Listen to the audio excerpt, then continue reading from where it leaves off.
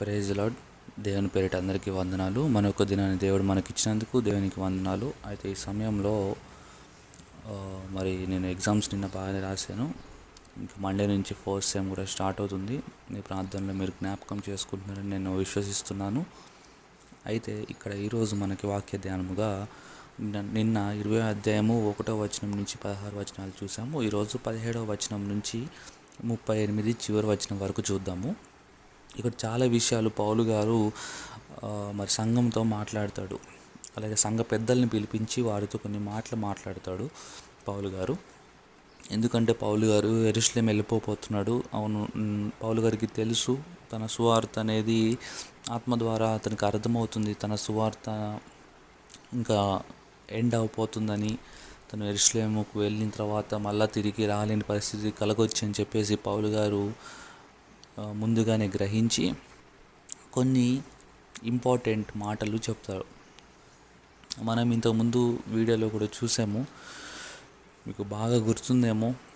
దావీదు మహారాజు కూడా చనిపోయే ముందు కొన్ని ఇంపార్టెంట్ మాటలు చెప్తాడు. యేసు ప్రభు కూడా చనిపోయే ముందు కొన్ని ఇంపార్టెంట్ మాటలు మనం విన్నాం. ఆత్మ మాటలు విన్నాం, తెలుసు మనకి.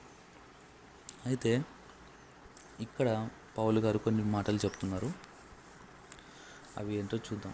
19వ వచనంలో పౌలు గారు అంటారు, యూదుల కుట్ర వలన నాకు శోధనలు సంభవించినవి.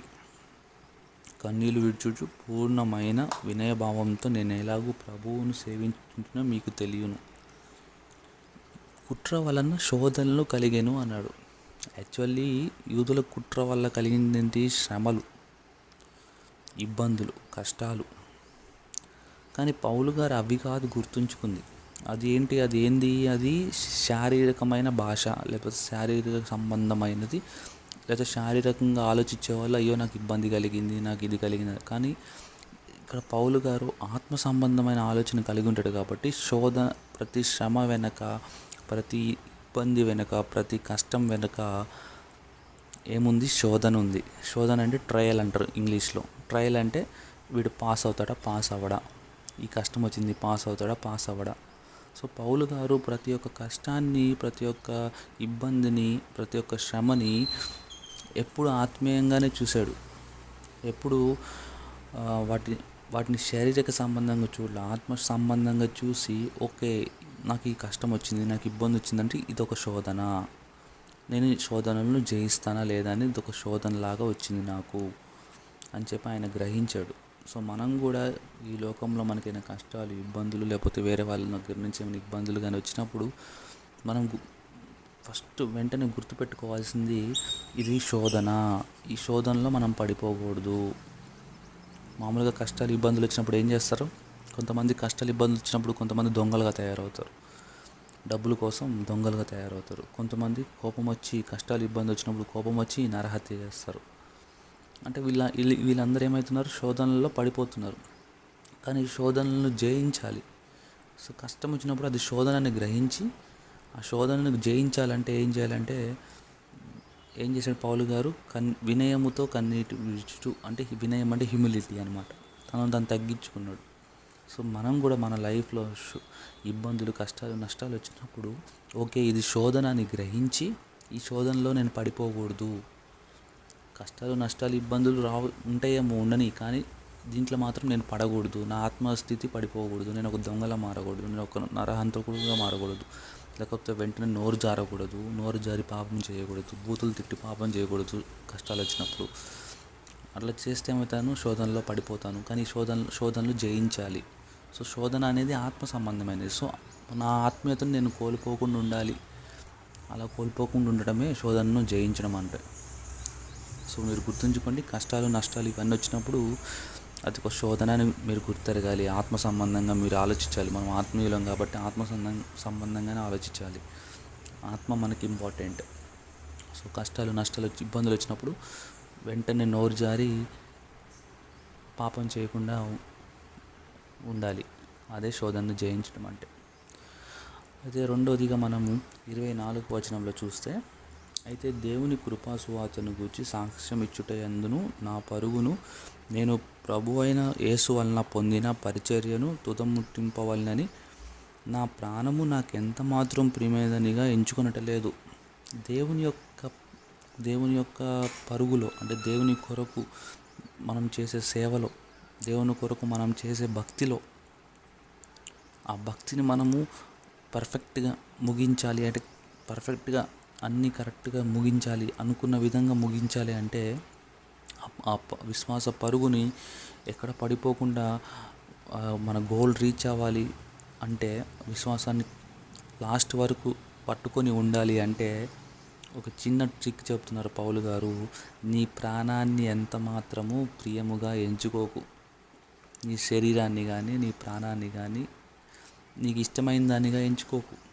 ఒకవేళ నీ ప్రాణాన్ని కానీ నీ శరీరాన్ని కానీ నువ్వు ఎక్కువగా ఇష్టపడుతున్నావు అనుకోండి, నీ ప్రాణాన్ని కానీ వాటిని ఏం చేస్తావు? దాచిపెట్టుకుంటావు.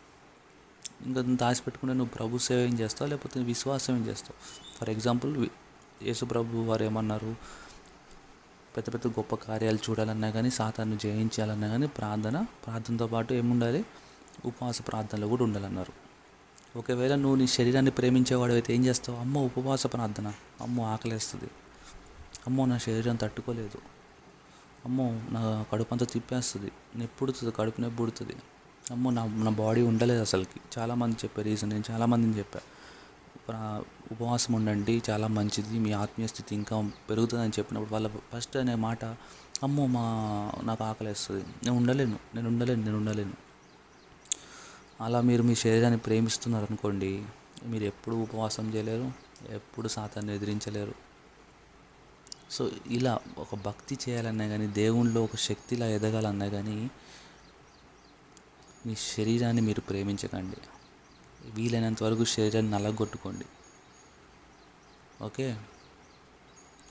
కొంతమంది ఎక్కువసేపు ప్రార్థన చేయరు, లేకపోతే కొంతమంది చర్చికి వెళ్ళరు. ప్రతి సండే చర్చికి ఎందుకు వెళ్ళారంటే, అమ్మో నాకు టైం నాకు రాక 1 డే హాలిడే వస్తుంది, ఆ 1 డే కూడా నేను చర్చికి వెళ్తే ఇంకా నేను రెస్ట్ తీసుకోవద్దా, నా బాడీ రెస్ట్ ఉండొద్దా నా బాడీకి అంటారు.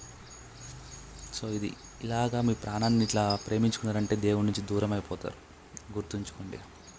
అదే దేవుళ్ళు ఎదగాలంటే మీ ప్రాణాన్ని ద్వేషించండి. దేవుని కొరకు చేయాల్సిన భక్తి, ఆత్మీయ, ఈ బైబిల్ చదివినప్పుడు ఆత్మ మీకు నేర్పిస్తుంది. ఉపవాసం ఉండటం అనేది, అనుదినం ప్రతి సండే చర్చికి వెళ్ళడం అనేది, వాక్యం ధ్యానించడం, అనుదినము గంటసేపు ప్రార్థన, వాక్యం ధ్యానించడం అనేది ఇవన్నీ నేర్పిస్తుంది. చాలామంది నాకు టైం లేదండి, ఉన్న టైం కొంచెం పడుకుంటానండి, నేను ఉద్యోగం చేయాలండి అంటారు. అలా మీ శరీరాన్ని మీరు ప్రేమించుకోకండి. చాలామంది భక్తులు తమ శరీరాలను ప్రేమించుకోకుండా గొప్పగా దేవుళ్ళు ఎదిగారు. వాళ్ళు ఏం చచ్చిపోలేదు కదా, వాళ్ళు చివరి దాకా మామూలుగా అందరూ ఎలా చచ్చిపోతారో అట్లానే వాళ్ళు కూడా 70 years 8 years బతికి చనిపోయారు. అంతేగాని వాళ్ళు వాళ్ళ శరీరాన్ని శ్రమ పెట్టిన వల్ల, వాళ్ళ శరీరానికి రెస్ట్ ఇవ్వకుండా దేవుళ్ళు గడిపడం వల్ల వాళ్ళు ముందు చనిపోయారా? సో మీ శరీరాన్ని ప్రేమించకండి. అదే ట్రిక్ దేవుళ్ళు ఎదగాలంటే. అలాగే 26th verseలో పౌలు గారు అంటారు, నేను ఇవన్నీ మీకు ముందే చెప్తున్నాను, ఇవన్నీ మీకు చెప్పాను, అలాగే చాలా రోజుల నుంచి నేను మీతో ఉన్నాను, కాబట్టి మీలో ఎవరి నాశనం విషయమై నేను దోషిని కానని. సో మీరు ఒకవేళ, నేను ఇప్పుడు ఫర్ ఎగ్జాంపుల్ నేను ఇప్పుడు మీకు చెప్తున్నాను, బోధిస్తున్నాను దేవుని యొక్క వాక్యాన్ని, మీరు విన్నారా? మంచిది. విని మీ జీవితంలో అప్లై చేసుకుంటున్నారా? మీ జీవితంలో మార్పు తెచ్చుకునే విధంగా చూసుకుంటున్నారా? మంచిది. అలా కాకుండా మీరు మీ జీవితంలో మార్పులు తెచ్చుకోకపోతే నా తప్పైతే ఏం లేదు. ఓకే. అదే నేను యాక్చువల్లీ ఇది ఇర్మియా ప్రవక్తతో దేవుడు చెప్తాడు. ఇర్మియా ప్రవక్తని దేవుడు, నువ్వు వెళ్ళి ఈ మాటలు చెప్పు వాళ్ళకంటే, ఒక ఇది ఇచ్చి దేవుడు అంటాడు, ఇది తిను అని ఒక పుస్తకాన్ని ఇస్తాడు. ఇర్మియా తింటాడు. ఆ పుస్తకం చాలా తీయగా ఉందంట నోటికి, కానీ అది కడుపులోకి వెళ్ళిన తర్వాత చాలా ఇబ్బందిగా ఉందని చెప్పి అక్కడ రాయబడి ఉంటుంది ఇర్మియా గ్రంథంలో.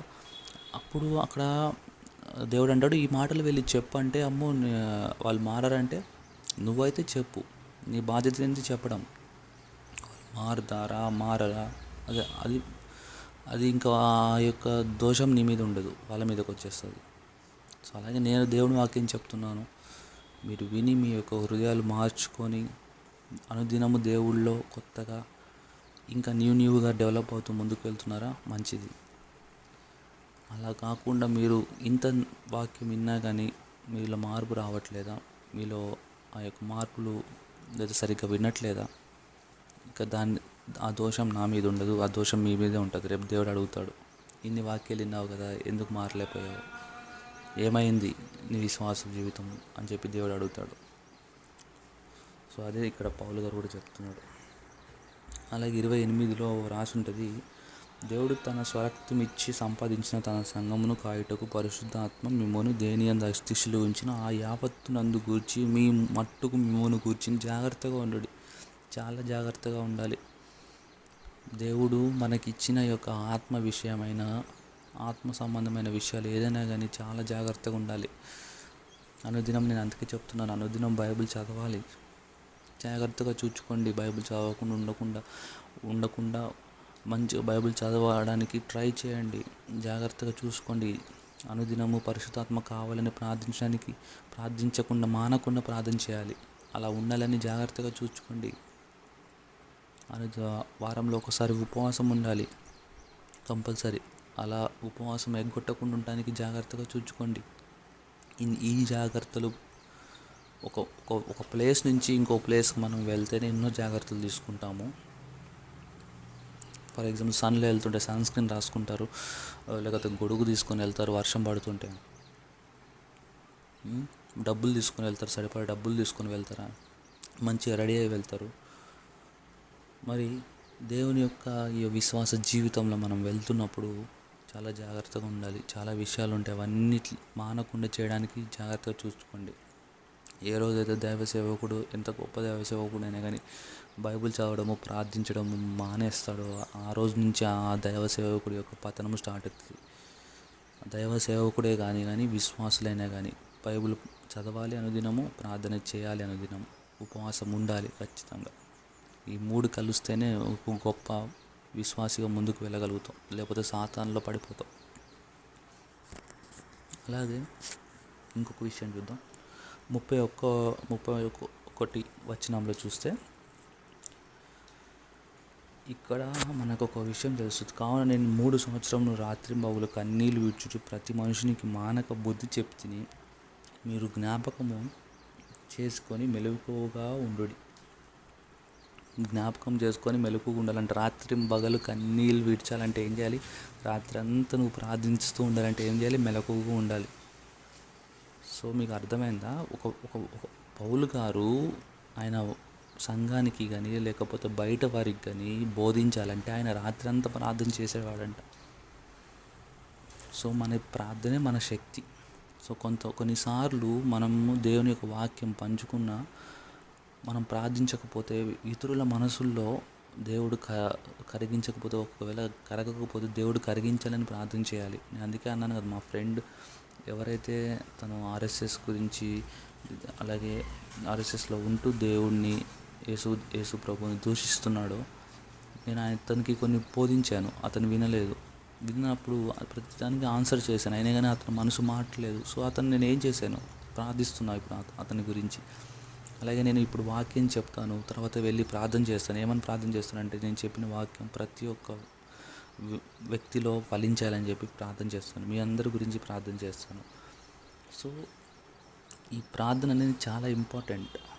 ఆ ప్రార్థన అనేది ఉంటేనే నువ్వు ముందుకు వెళ్ళగలుగుతావు. నువ్వు ఎంత బైబిల్ చదివినా బైబిల్తో పాటు ప్రార్థన ఉండాలి. అందుకే నేను చెప్తాను, బైబిల్ చదివే ముందు ఆత్మ కొరకు ప్రార్థించండి, బైబిల్ చదివిన తర్వాత చదివిన దాని గురించి ప్రార్థించండి. ఈ 2 బ్రాకెట్స్ అన్నమాట. సో బైబిల్ రీడింగ్కి ఇటొక బ్రాకెట్ అటొక బ్రాకెట్ పెడితే అది ప్రార్థన. అప్పుడు చాలా నువ్వు ఇది చదివిన వాక్యం కానీ మీరు విన్న వాక్యం కానీ చాలా స్టేబుల్గా మీలో ఉంటుంది అన్నమాట. అప్పుడే మీరు గొప్ప కార్యాలు చేయగలుగుతారు. పౌలు గారు కూడా అంతే. పౌలు గారు ఏంది, ఆయన సొంత జ్ఞానంతో ఆయన పెద్ద జ్ఞానవంతుడు అని కాదు. ఆయన రాత్రి పగలు ప్రార్థన చేసేవాడు కాబట్టి దేవుడు జ్ఞానం ఇచ్చేవాడు అన్నమాట. దేవుడు తలంపులు ఇచ్చేవాడు, వాటిని తీసుకొని తర్వాత మార్నింగ్ వచ్చి వారందరికీ సమాధానాలు చెప్పేవాడు.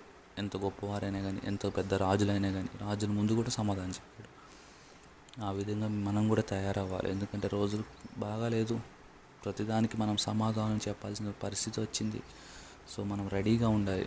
ఒకవేళ మనం సమాధానం చెప్పలేదనుకోండి, మనం ఎవరికి వస్తుంది సిగ్గు, ఎవరికి వస్తుంది బ్యాడ్ నేమ్? యేసు ప్రభుకి వస్తుంది. సో క్రైస్తవుడు అయి ఉన్నావా, పూర్తిగా తెలుసుకో దేవుణ్ణి. పర్ఫెక్ట్ క్రైస్తవుడిగా ఎదు, అన్నీ తెలుసుకో. ఎవరైనా రేపు అడిగినప్పుడు చెప్పగలగడానికి వీలుగా నువ్వు ఉండాలి, తయారై ఉండాలి. ముందు నుంచే పరిశుద్ధాత్మ సహాయము ముందు నుంచి కోరుకొని ఉండు. అది అలాగే 38వ వచనంలో ఇక్కడ పౌలు గారు వెళ్ళిపోతున్నారు, మళ్ళీ తిరిగి రారని వాళ్ళకి అర్థమైనప్పుడు వారు అతని మీద పడి ముద్దు పెట్టుకున్నారంట. ప్రేమ అనేది అట్లానే ఉంటుంది, ఆత్మీయ ప్రేమ అనేది. మీరందరూ చాలామంది వాక్యం వింటున్న వాళ్ళలో చాలామంది నేను ఎప్పుడు కలవలేదు, చూడలేదు, కానీ అపారమైన ప్రేమ నా మీద చూపిస్తారు, నేను వారి మీద చూపిస్తాను. అది ఒక ఆత్మీయ ప్రేమ, అది చెప్పలేనిది. ఎందుకంటే ఇప్పుడు నా ఫర్ ఎగ్జాంపుల్ ఇప్పుడు మీలో ఎవరికైనా కానీ ఏదైనా చిన్న ఇబ్బంది వచ్చిందని నాకు తెలిసినా కానీ నాకు ఎంతో బాధ అనిపిస్తుంది, నేను ఎంతగానో ప్రార్థిస్తాను. సో అది దేవుడు మన మధ్య ఉంచిన ప్రేమ, దేవుని ప్రేమ ఆ విధంగా ఉంటుంది. సో ఈ ప్రేమను మనం వెన్నడూ కోల్పోకూడదు. సో ఈ పైన చెప్పిన విషయాలు చాలా ఇంపార్టెంట్. మరొకసారి వినండి అవసరమైతే. Praise the lord.